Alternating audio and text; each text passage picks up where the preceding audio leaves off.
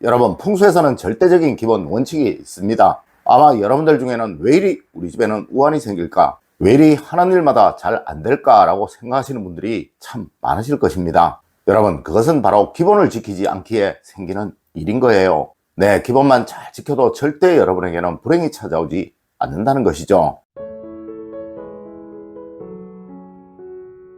여러분, 안녕하세요. 이정민입니다. 여러분, 집을 좋은 터에 풍수에 맞게 잘 짓는 것이 중요할까요? 아니면 지은 집을 풍수에 맞게 잘 만들어가는 것이 더 중요할까요? 네, 풍수에서는 이런 말을 합니다. 아무리 명당이라도 그것을 사용하는 사람이 제대로 쓰지 못하면 그것은 아무런 가치가 없는 곳이 된다는 말입니다. 여러분, 절대 여러분이 사시는 그 집을 원망하지 마세요. 여러분이 그것을 잘못 사용하여서 그 집이 그 기운을 발휘하지 못하고 있는 것입니다. 첫 번째로, 여러분, 용도대로 사용되는 것은 무조건 옳은 것입니다. 여러분, 세상 그 무엇이든 용도대로 사용되는 것은 그런 것이 없습니다. 네, 제가 어제 소파를, 침대를 벽에서 약간 띄어서 배치를 하라고 말씀을 드렸더니 저희 집은 붙박이장인데 어떻게 하죠? 라고 말씀하시는 분들이 있으시더라고요. 여러분, 그것은 그렇게 사용이 되도록 만들어진 거예요. 절대 잘못된 것이 아니라는 것이죠. 맞습니다. 냉장고에 음식물을 넣으면 그것은 풍수적으로 아무런 문제가 없습니다. 또 아무런 해가 없습니다. 하지만 고장난 냉장고를 가지고 와서 그것을 다른 물건을 보관하는 용도로 사용한다면 그것은 아주 잘못된 것이라는 거예요. 여러분, 항상 원래의 용도대로 사용되는 것은 다 괜찮고 또 아주 좋은 것이라는 것 꼭 명심하십시오.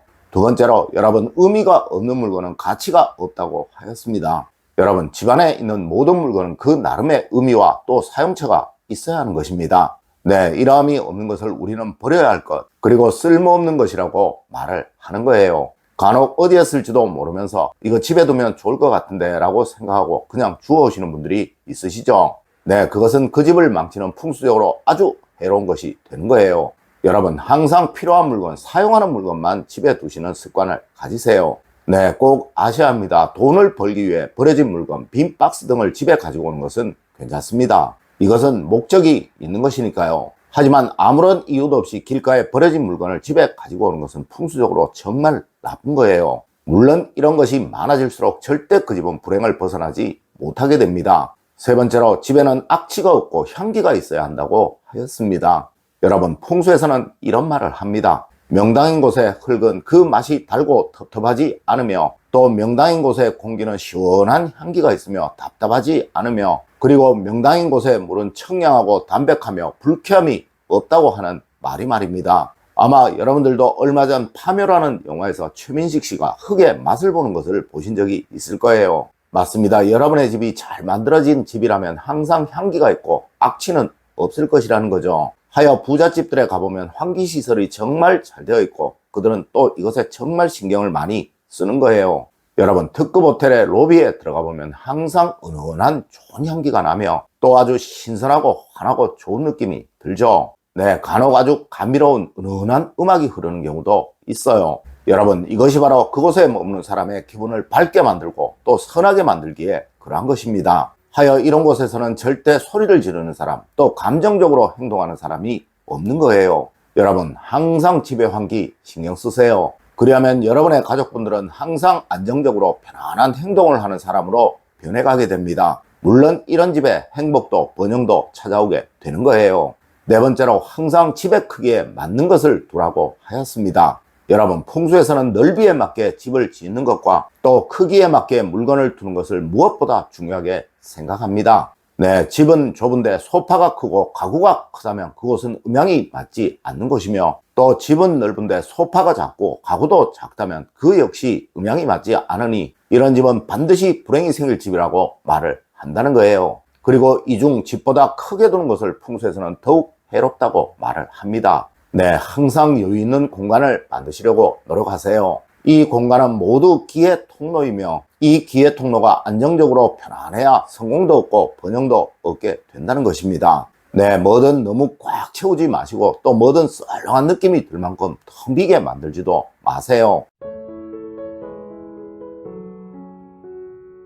다섯 번째로, 여러분, 현관을 자주 닦으세요. 그래야 모든 운들이 다 좋아집니다. 여러분, 현관에 물청소를 한 번씩 하는 것은 집안의 모든 기운들을 다 좋게 만드는 최고의 행동이에요. 네, 현관을 청소하지 않는 집에 번영이 찾아오는 경우는 제가 장담코 절대 없습니다. 맞습니다. 과거 우리 조상님들의 하루 일과 중 가장 우선이 아침에 일어나자마자 대문 앞을 청소하시는 것이었고, 또 지금도 장사가 잘 되는 가게들은 무조건 아침 일찍 가게 입구부터 청소를 한다는 것이죠. 여러분, 적어도 일주일에 한 번은 현관 바닥을 닦아주세요. 그것이 여러분의 집을 번영되게 만드는 가장 첫걸음임을 절대 잊지 마십시오. 여섯 번째로, 여러분, 쓰지 않는 물건은 과감히 버리라고 하였습니다. 여러분, 부잣집들에 가보면 옷장이 정말 정리가 잘 되어 있어요. 그리고 냉장고안이 정말 시원하게 청결하게 잘 정리가 되어 있습니다. 네, 문을 열면 뭐든 먹고 싶을 만큼 깨끗하게 되어 있다는 것이죠. 맞습니다. 이것은 모두 정리와 수납의 힘입니다.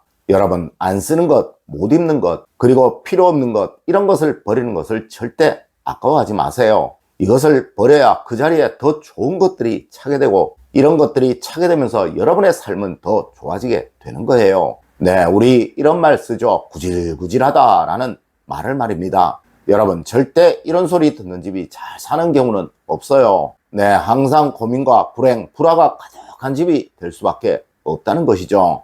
여러분, 이를 우리 풍수에서는 사의 기운이라는 말로 표현을 하는데요. 무엇이든 사용처가 없이 방치된 것이 일정 기간을 지나면 그곳에서는 항상 죽음의 기운이 생긴다고 말을 한다는 것이죠.